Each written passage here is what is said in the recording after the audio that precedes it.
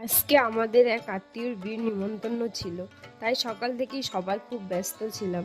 আমি আর মা বুনু সবাই মিলে সাজগোজ করতে শুরু করলাম। বুনু মাকে চুড়িটা পরিয়ে দিচ্ছিল, কারণ চুড়িটা ঢুকছিলই না হাতে।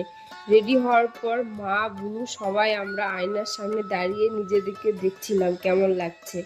এটা নিয়ে সবাই খুব হাসাহাসি মজা করলাম। তারপর সবাই মিলে বিয়ে বাড়ির উদ্দেশ্যে বেরিয়ে পড়লাম। বিয়ে বাড়িতে পৌঁছে দেখি পুরো প্যান্ডেলটা খুব সুন্দর করে সাজানো হয়েছে।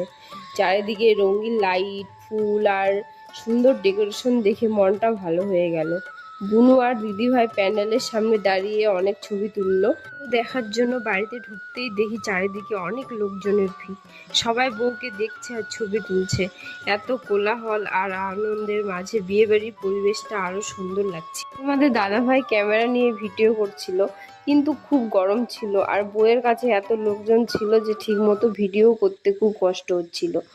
তবুও সবাই খুব আনন্দ করছিলাম। অনেকজনের সঙ্গে বিয়ে বাড়িতে দেখা হচ্ছিল, সবার সঙ্গে গল্প আলাপ করছিলাম। কিছুক্ষণ পরে আমরা বাইরে বেরিয়ে আসলাম ফুচকা খাওয়ার জন্য, কিন্তু সেখানে গিয়েও দেখি অনেক ভিড়। ফুচকা খেতে কার না ভালো লাগে বলো? বুনু আর আমিও লেগে পড়লাম ফুচকা খেতে।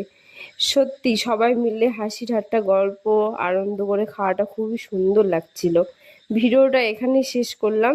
এই বিয়ে বাড়ির পার্ট 2 খুব তাড়াতাড়ি আসবে, না হলে ভিডিওটা অনেক বড় হয়ে যাচ্ছে। তোমরা সবাই ভিডিওটা দেখবে আর ভালোবাসা দেবে। ভিডিওটা দেখার জন্য সবাইকে অনেক অনেক ধন্যবাদ। সবাই ভালো থাকবেন, সুস্থ থাকবেন, সবাইকে ভালো রাখবেন।